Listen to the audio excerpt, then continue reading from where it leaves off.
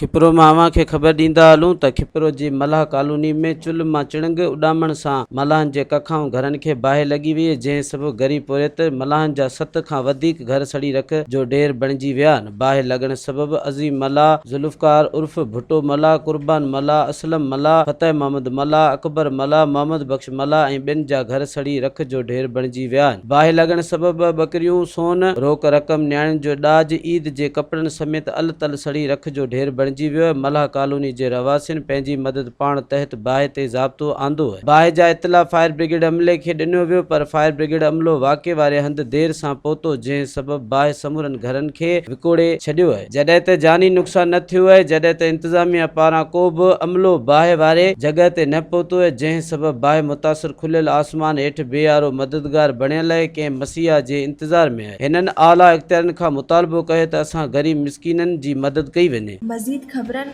ऐं तफ़सीलात लाइ विज़िट कयो असांजी वेबसाइट www.awamiNewsHD.com ऐं ॾिसंदा रहो अवामी न्यूज़ HD।